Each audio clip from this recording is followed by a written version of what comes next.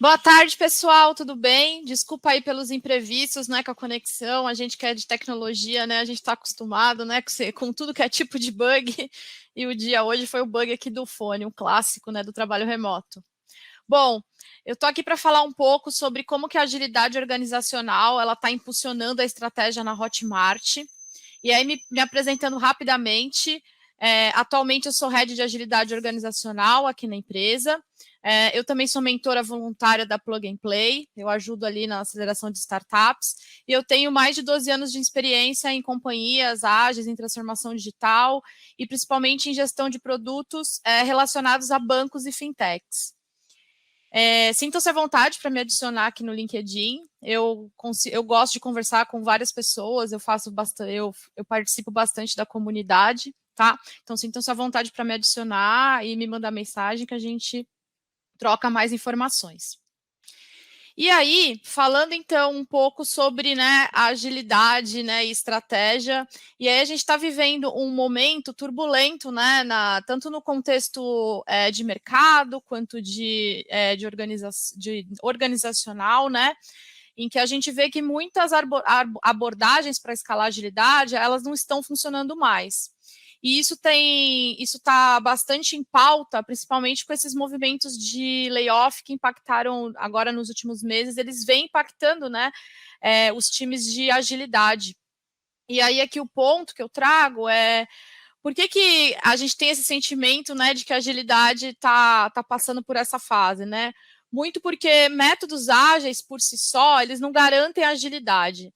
A gente tem várias questões por trás disso, né? É toda uma transformação, é todo um movimento de cultura, é algo que é bem complexo.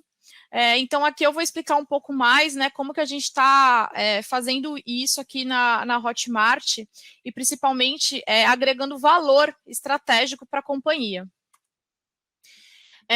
E aí, a agilidade, ela começou, né, muito ligada ali aos times de tecnologia, mas atualmente a agilidade, ela é algo que tem que estar em toda a organização, né?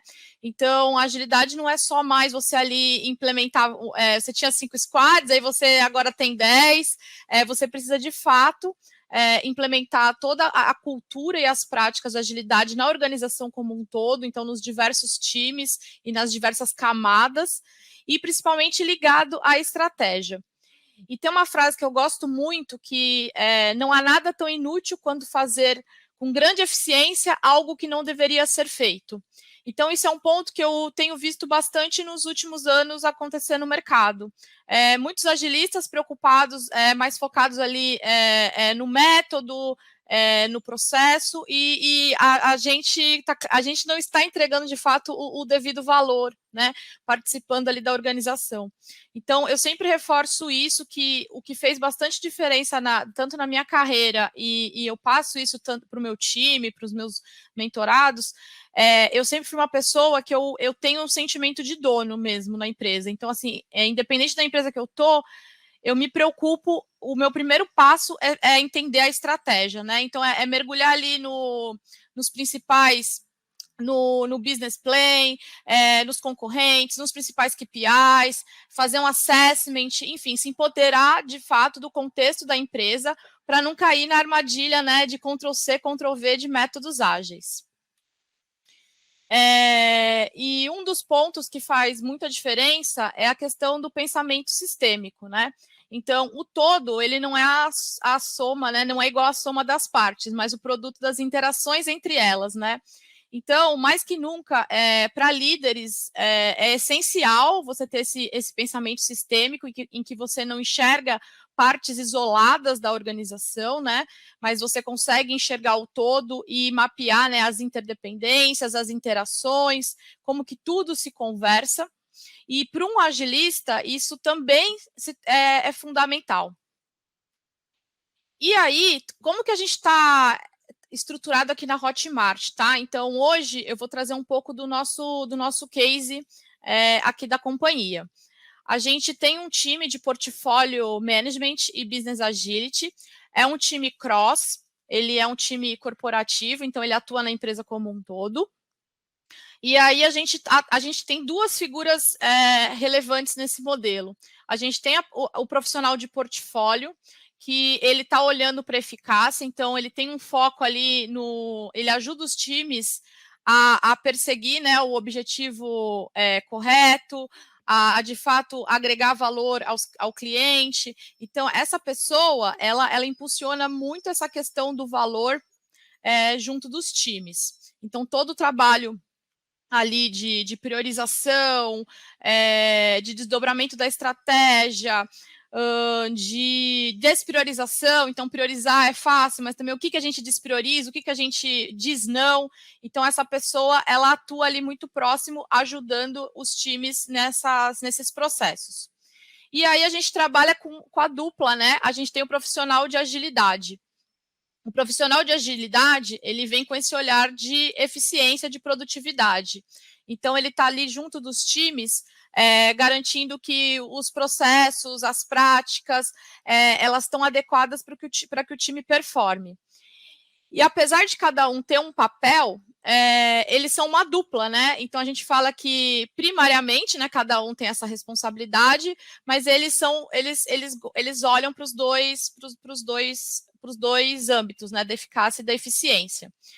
E aí essas nossas duplas, elas são alocadas num conjunto de times e elas atuam muito ali como um grande facilitador, muito no sentido de ajudar a orquestrar os processos e a disseminar esse conhecimento na empresa, tá? Então, a gente sai daquele formato, até fazendo um comparativo que muitas pessoas fazem, né, de times de portfólio com o antigo PMO, a gente sai daquela posição mais inquisitiva, de status, e a gente procura, de fato, fazer parte do time, né, e tá ali junto, agregando no trabalho e no dia a dia. O outro ponto, como dupla, a gente ajuda a liderança a de fato, desafogar do dia a dia operacional e conseguir se dedicar a mais discussões estratégicas e, principalmente, ao desenvolvimento de talentos, tá? Então, isso esse mecanismo da dupla inserida no time ajuda não só a evoluir a maturidade, né, das squads, mas também a trazer, conseguir colocar o gestor, né, num papel de fato mais estratégico, que é o que é o necessário.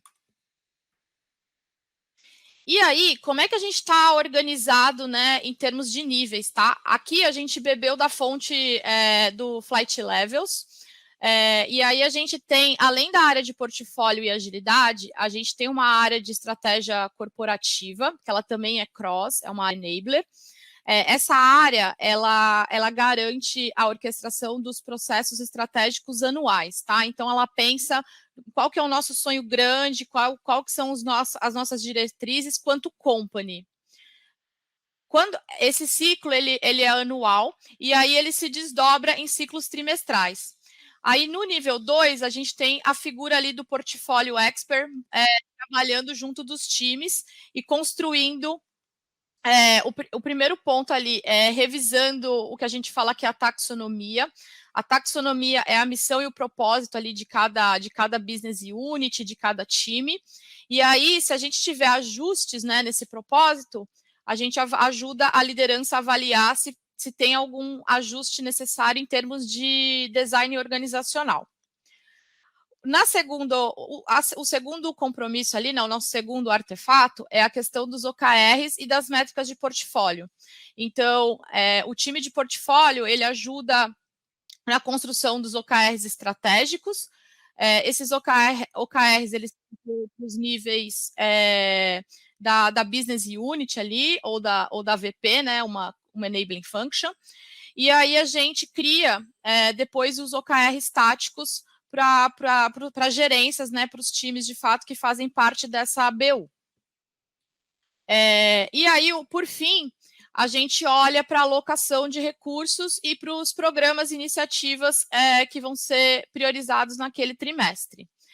apesar de eu ter falado em sequência, eu falo que uma coisa que retroalimenta a outra, né? Então, a gente dá esse start no trimestre, revisando a taxonomia e o org, a gente constrói os OKRs, aí a gente olha ali para a alocação de recurso e para as nossas apostas, né, que são os nossos programas e iniciativas, e aí a gente faz com que, visto esses programas e iniciativas, os OKRs estão ok, né? A taxonomia está atendendo a taxonomia, então a gente faz esse check nessas 3 caixinhas. E aí, no nível 3, que é onde o profissional de agilidade, ele de fato ele atua mais de forma mais consistente, é a rotina dos times. Então, de fato se a missão ali, o propósito de uma squad está legal, se ela tem muita interdependência, se a estrutura está ok, se tem overlapping de papéis, se tem gap. Outro ponto aqui, falando então sobre a ótica de resultados, né? As iniciativas e o backlog, a gente tem critérios de sucesso, a gente está trabalhando com critérios de aceite, toda a questão de métricas de fluxo, e por fim, a gente ajuda ali o time a construir, né, o backlog e alimentar esse ciclo, né? Então, essa estrutura que a gente montou com esses 3 níveis, ele é para desdobrar a estratégia, né, de baixo para cima e para garantir esse feedback também para cima, tá? Então, a gente consegue garantir a fluidez da comunicação. Aí, falando, eu escolhi aqui alguns pontos que são, acho que eu considero os mais relevantes aqui desse modelo que a gente está implantando de gestão de portfólio. O primeiro deles é o Quarterly Portfolio Planning. Trimestralmente, a gente tem um rito em que a gente faz uma review do trimestre que tá terminando. Nessa review, a gente confere, né, a evolução dos OKRs, como que ficou o atingimento, qual que foram as principais iniciativas entregues. Aqui a gente olha muito a questão das métricas de portfólio, então, qual é o percentual de planejado versus realizado, como é que está o lead time, como é que está a alocação, o custo, o ROI. Então, aqui é toda essa review, né, do nosso trimestre. Aí, a gente começa, de fato, a olhar para os trimestres seguintes. É o momento, então, que a gente ajuda o líder ali com os seus diretos, né, e com os times a construir os OKRs. Então, como eu falei, a gente trabalha com OKRs estratégicos e táticos trimestrais. E a gente ajuda na questão de alocação, né, de recurso.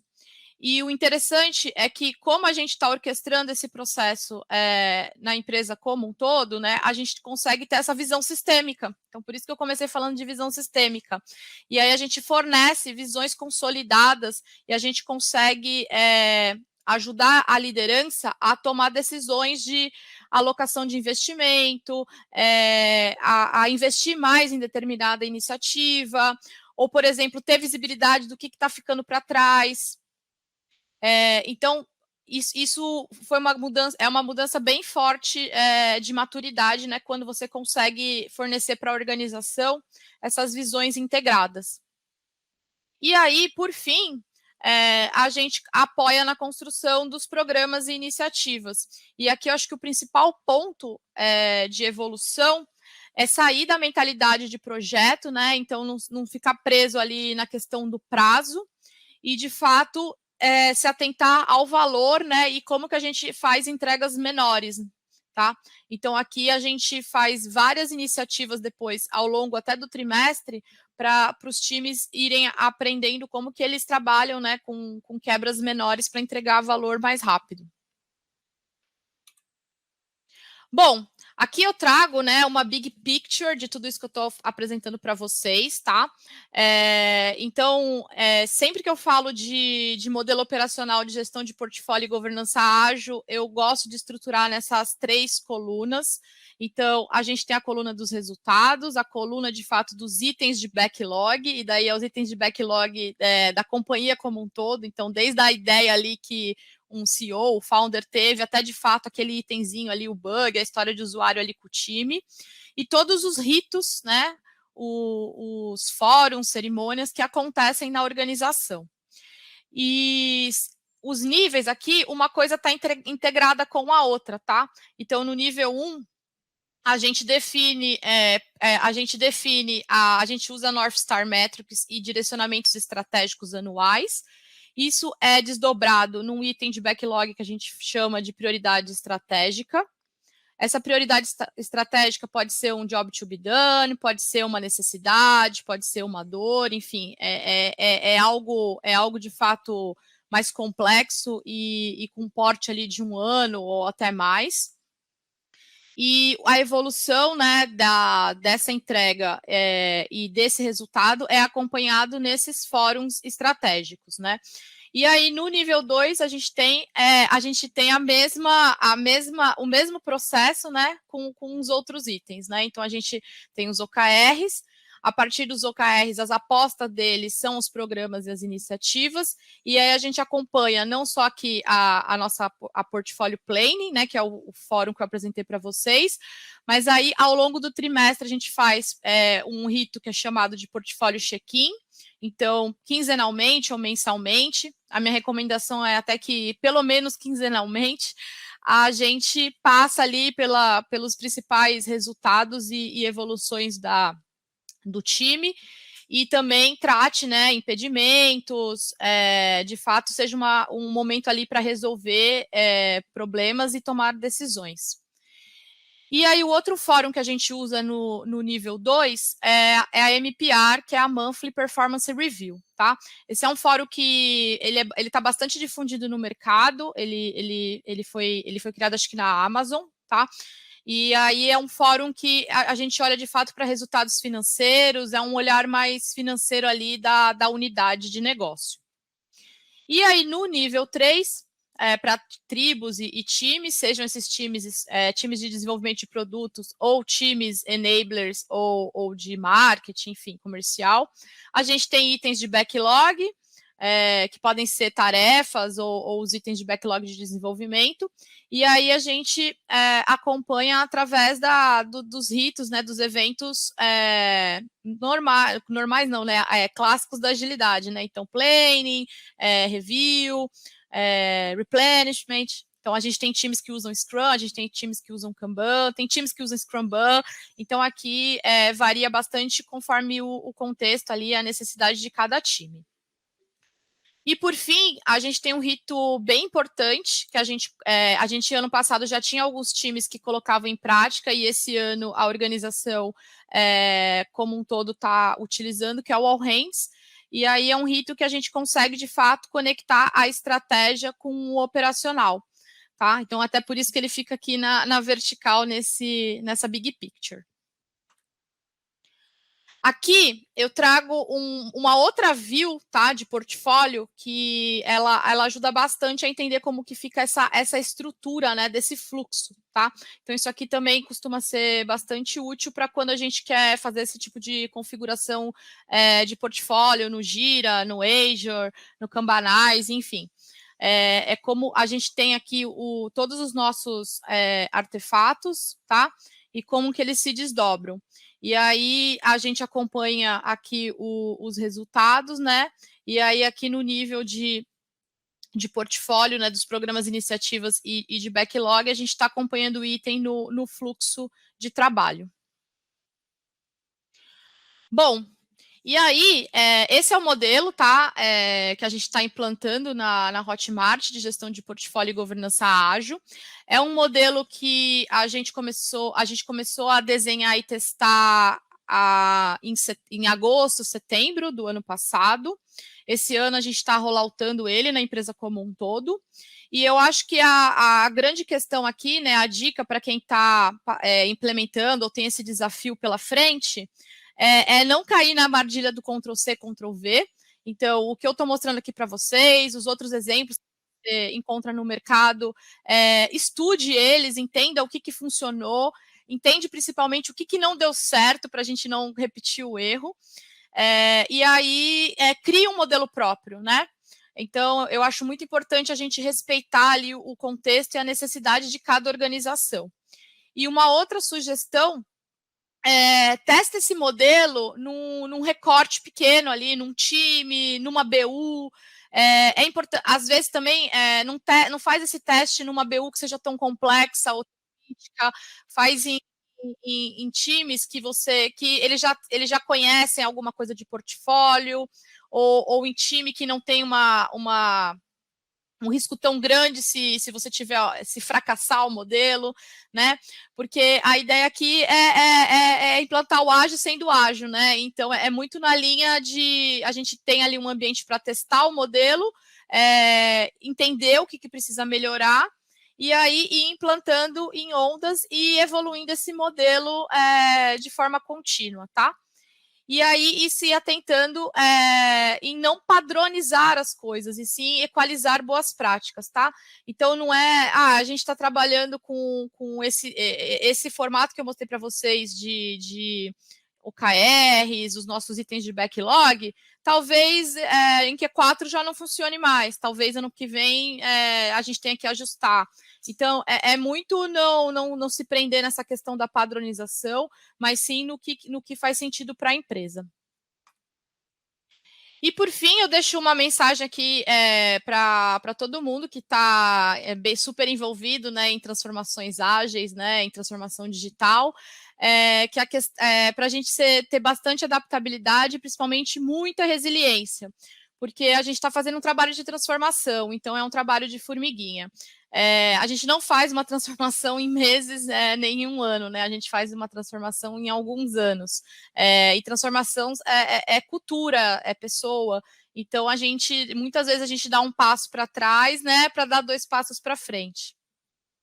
Bom, gente, muito obrigada aí pela oportunidade, e qualquer dúvida é só me procurar ali pode me adicionar no LinkedIn que eu super respondo.